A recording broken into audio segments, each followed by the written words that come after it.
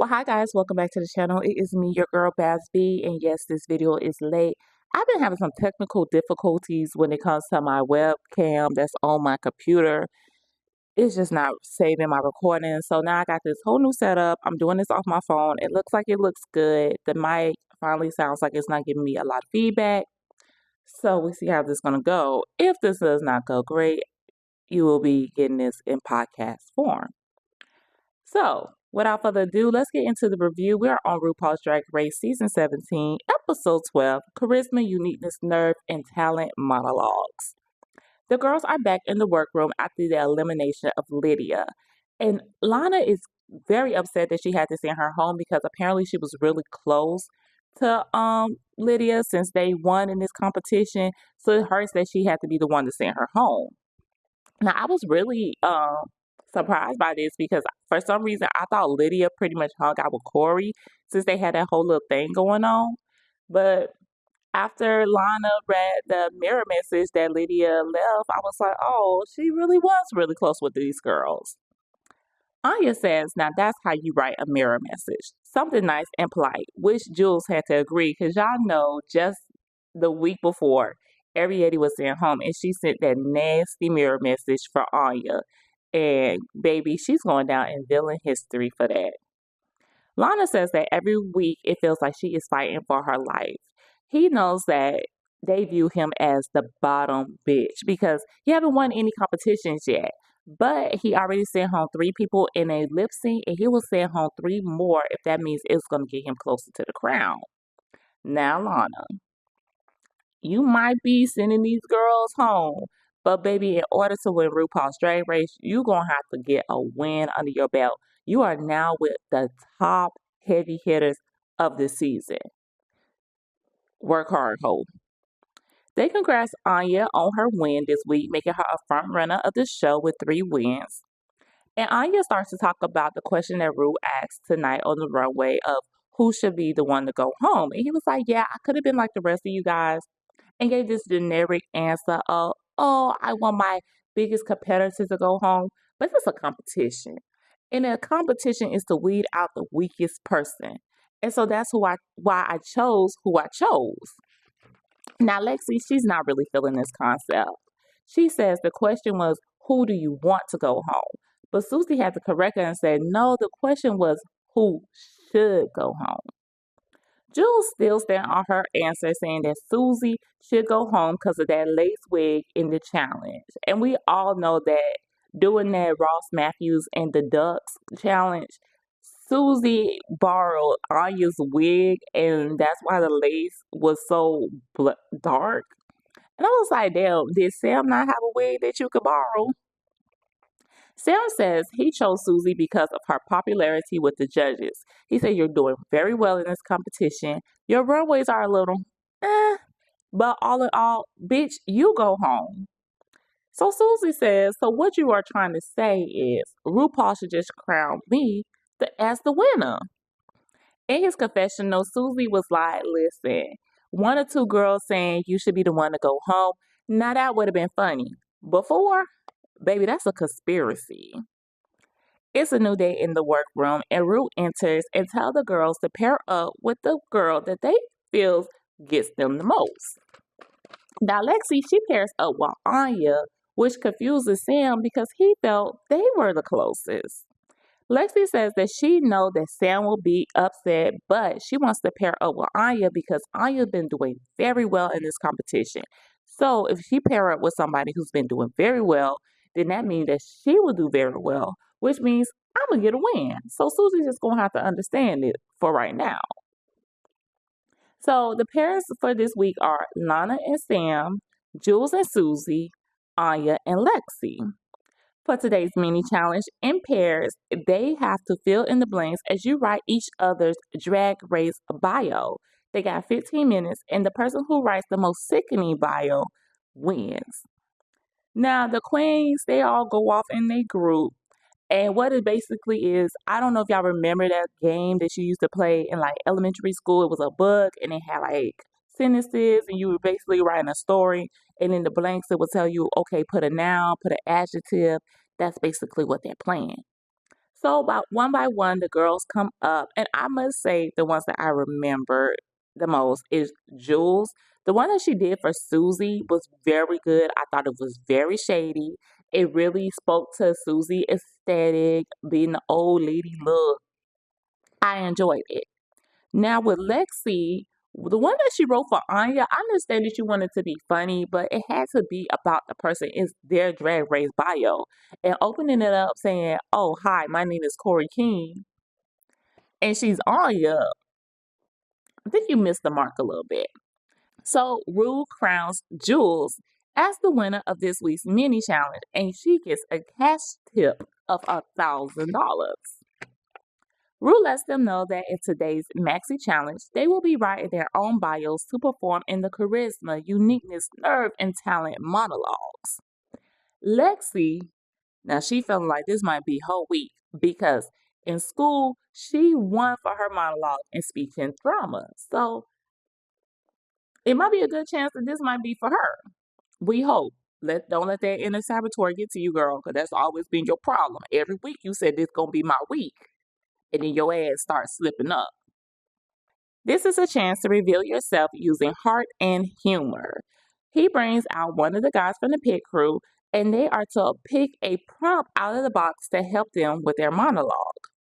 So Jules goes up there and she gets Out of This World, which is a story about something supernatural.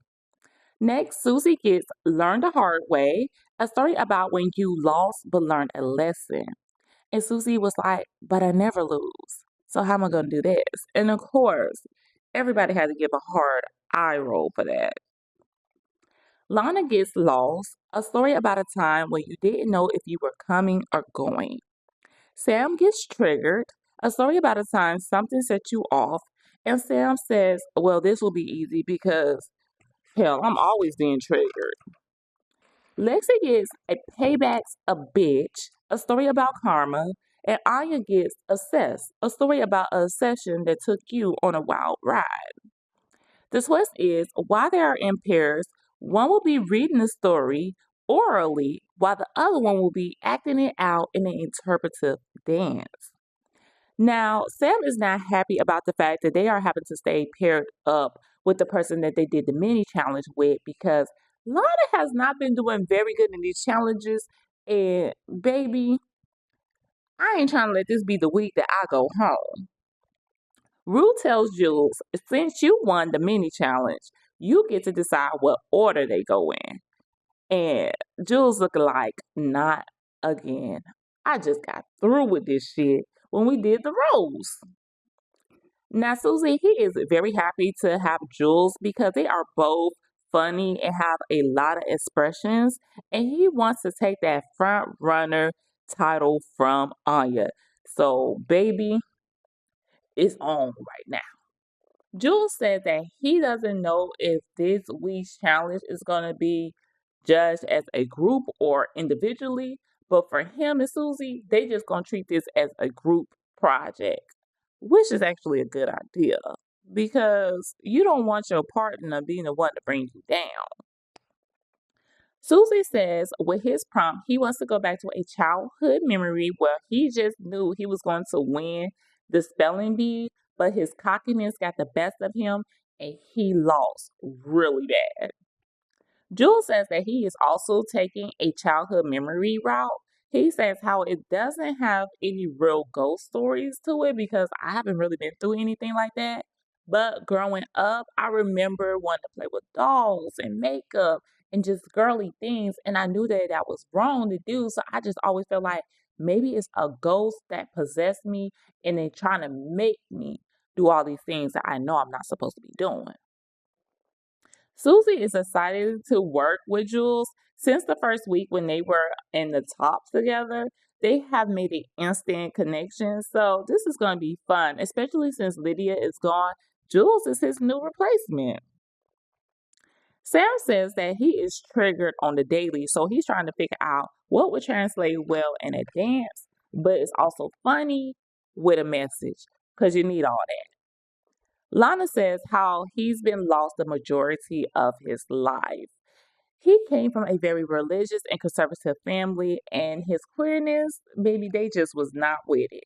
He also the middle child of 7 children, so he always remembered like having to like fight for everybody's attention, and then it was like because I'm gay, it was like I was the bad one in the room, and even now to this day, yeah, I feel like I'm fierce, but I always feel like I'm the worst one in the room, and I really don't think this competition helping, girl.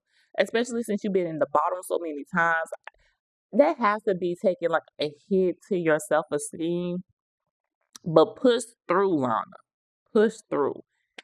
Sam needs him to snap out of this. He sees that Lana is upset. It's like Debbie Down, like, girl, we ain't got time for this because if we don't do good this week, girl, we gonna be in danger.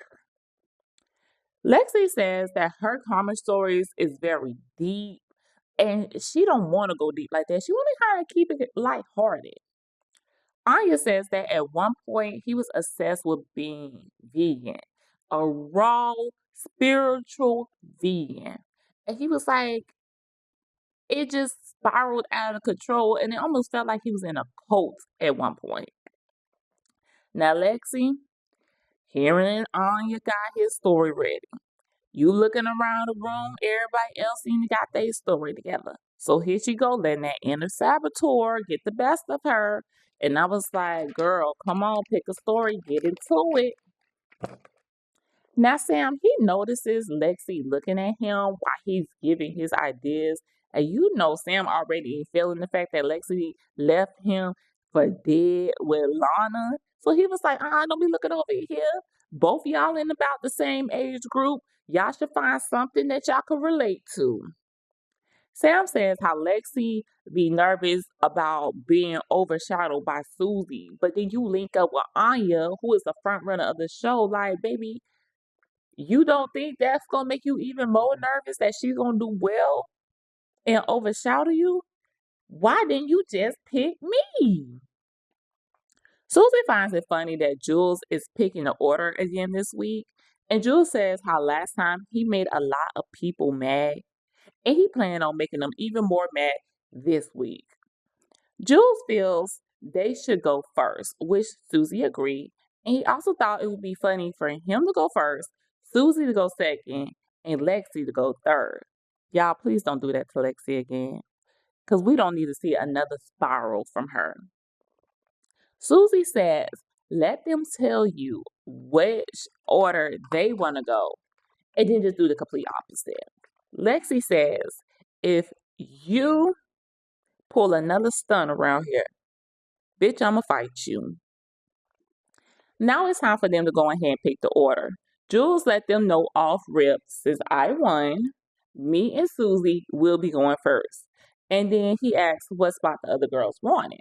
Jules says the last time he felt responsible for people's undoing, but this time he wants them to feel responsible for their own undoings. So these girls, they really don't care which order they went in, but Sam was like, hey, we can go last. Me and Lana, we'll be the last ones.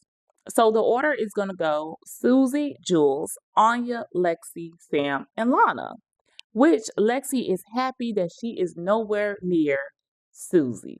So should nobody be cutting the food this week in the workroom. They start to work on their dance, and Lexi, she finally finds a story. It has something to do with an altercation she had on social media with some girl. And Anya, he's not really getting Lexi's story. So he's just listening out for action words for him to put a dance to. Susie is taking this thing so damn seriously. Y'all know she wants that win. She cannot let Anya be the only one with 3 wins around here. So he is more choreographing the dance than letting it be just a free flowing dance. And Anya and Lexi is picking up on this, and it was like I think she's losing the drag part of it. Like this shit still got to be funny. So this could be the one that lands Susie in the bottom, which would be so gag worthy. I don't even think Susie would know what to do with himself if he was in a bottom. Now Sam and Lana's group is going very bumpy.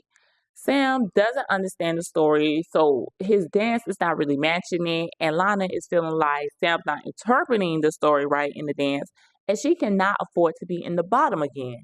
I'm glad you know. Sam suggests that Lana put a funny line in the beginning, but Lana doesn't get why he should do that. And Sam says the funny line will help him lead the story better, but Lana just doesn't seem convinced by it. And Sam like, listen, you can lead the horse to the water, but if the thing don't want to drink, then bitch, we gonna be lip syncing. It is now time to get into drag, and Lexi is feeling very confident this week. And Susie says that tension is a little high because everyone wanted to get to that top 5. Damn, why did this season seem like it was dragging at first, and now it seems like we just speeding through it? Sam asks, what is everyone triggered by? And Jules says, having to pick the order again this week. Susie says alcoholism because he has experienced this with his family. And Sam got where Susie was coming from because he also have addiction that runs through his family, and those are hard topics to talk about. Sam asks Lana, is it true that she used to be a professional clown? And Lana says, yes, that is actually true. That was one of my first jobs when I was living in New York.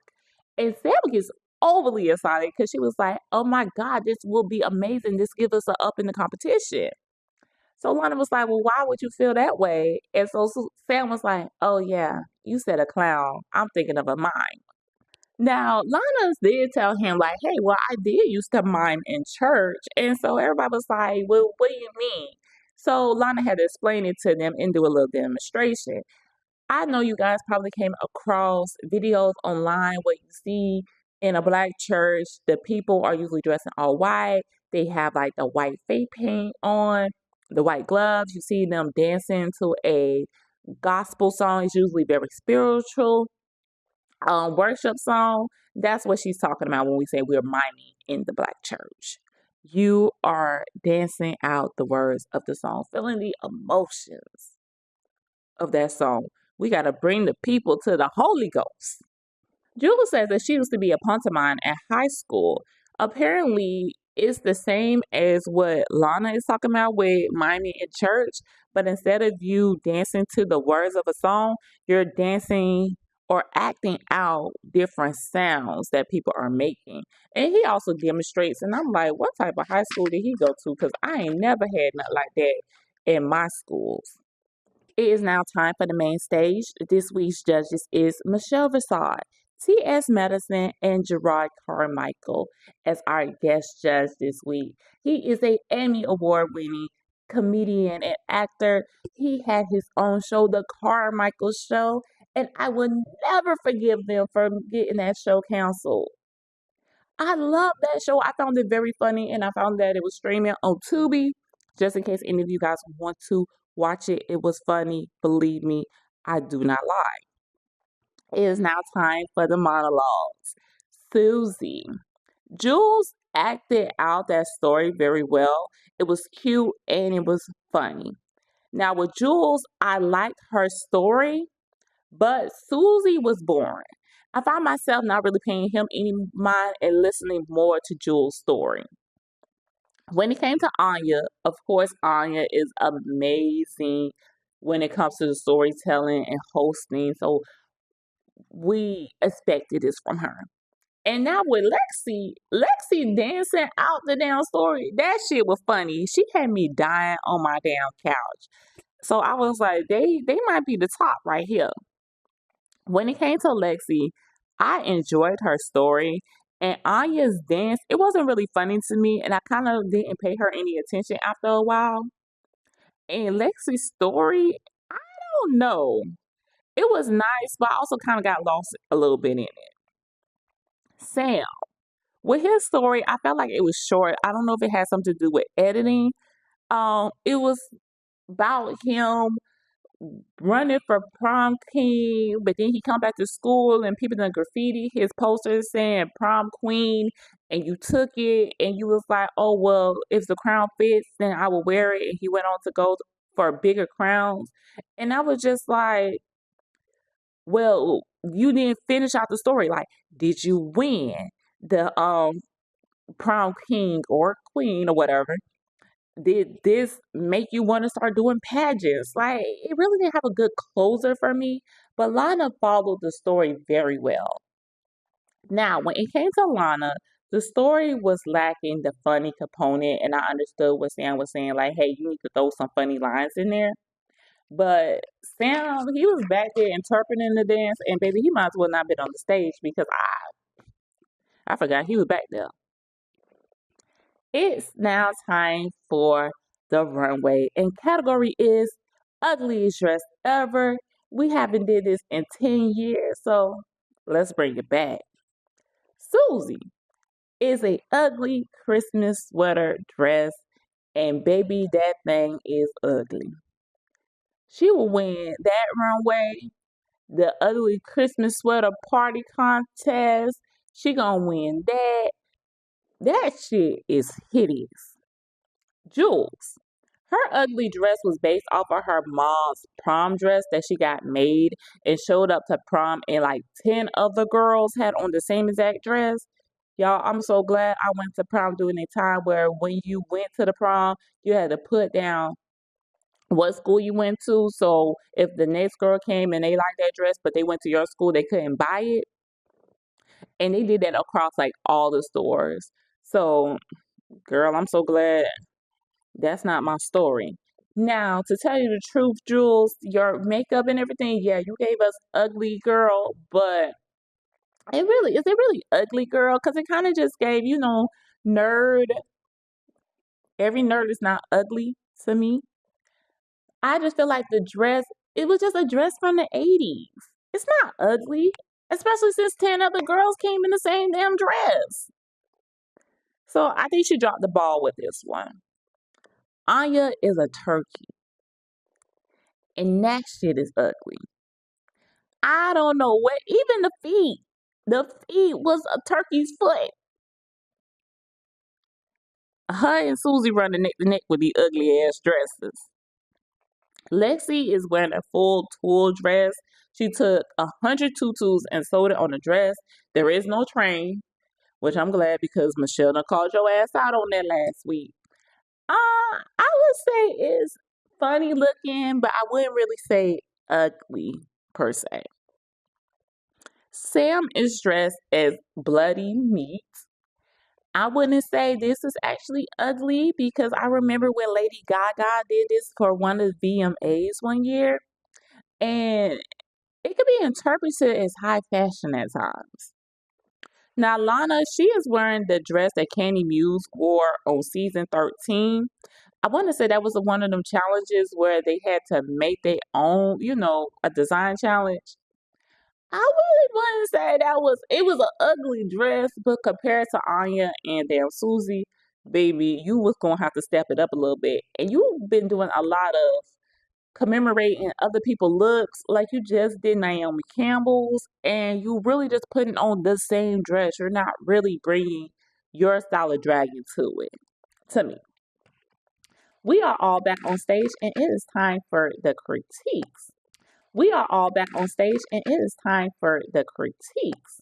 When it came to Susie, Michelle and TS loved her story, but TS was just not amused by the dance that Susie decided to use to interpret Jules' story. She was like, it just like facial expressions, it needed more drag, bitch, it's supposed to be funny.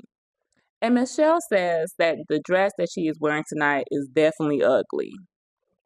When it came to Jules, Michelle says that she struggled a bit telling her story, but she liked how she pushed through it and did not give up.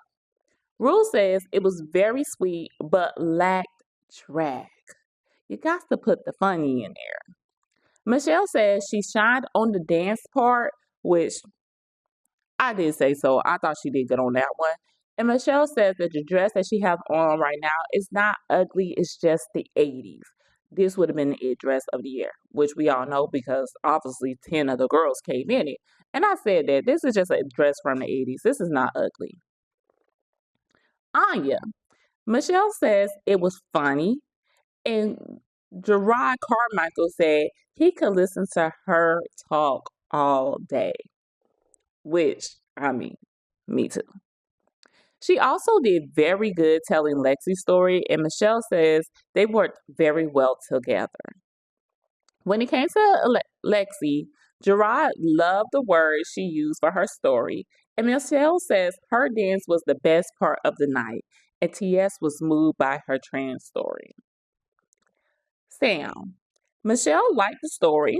Gerard wanted the story to be funny. It lacked that funny component to it. And TS wished that she interpreted Lana's story better, and Rue said that the dance lacked funny. Michelle and Rue also feels like Sam's dress is not ugly. It's actually pretty gorgeous, which threw Sam off because Sam's like, this is actually ugly me. I feel fine blood and meat and all that really quite disgusting. But it was like, no, baby, this is high fashion. And maybe it's the pageant in her that just would not allow her to put on a truly ugly dress. Now, when it came to Alana, they recognized the dress straight off. Gerard was moved by her story, and Michelle feels that she lacked emotion, like you was reading something, like this is your life. Come on, girl, make us feel how you was feeling during that time. Ruth says it just really lacked heart in this story. And Tia says that Lana interpreted Sam's story better than she told her own story. And I can see that. Rule sends the girls to the back so they can all deliberate. And when he calls them all back on stage, he lets Anya and Lexi know that they are both the winner of this week and they will split a $5,000 cash prize. Okay, I was happy for Lexi. Lexi finally got her another win. She been fighting hard. Susie and Jules, they are deemed safe, and this puts Lana and Sam in the bottom and have to lip sync for their life. Tonight's song is Illusions by Dua Lipa, and Lana came out that dress because baby, she said, I ain't going home tonight, but Sam said, hold up, bitch. You ain't the only one who could come on out of something. This dress, this part come off too. So don't think I'm about to be just around here stiff dancing. They is tearing the stage up to this song. And when they both did that death drop at the peak of the song at the same damn time, I was like, ooh, it's gonna be a good one. But Rue, he called Sam and let her know, Shantae, you stay, sending Lana home. Damn, Lana, I told you you had to get a win, girl. I just knew when she got in the bottom, she was going home, especially against Sam. Sam been doing too well for him to be going home tonight. Well, guys, that is the review. I hope you guys enjoyed it. I hope this shit come out right. And until next time, bye, guys. Like, comment, and subscribe. Share the video, please. All right. Bye.